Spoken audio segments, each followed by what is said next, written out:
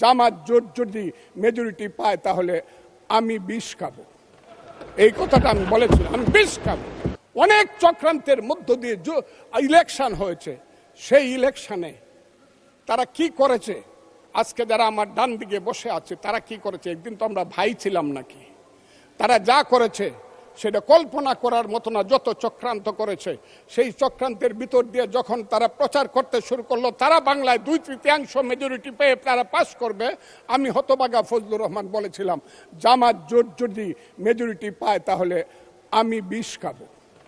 এই কথাটা আমি বলেছিলাম, আমি বিষ খাবো। হ্যাঁ, কথাটা সত্য, আমি বলে যাচ্ছি। এবং তারা কোনোদিন যুদ্ধে জয়লাভ করতে পারে না, রাজনৈতিক যুদ্ধে, কারণ তাদের পূর্বপুরুষ বাংলাদেশ চায় নাই। বাংলাদেশ যদি থাকে, এই বাংলায় শুধু বেলিচা মিলিয়ার জুই ফুল ফুটে না, এদেশে রক্তগোলাপ রক্ত জবাও ফুটে।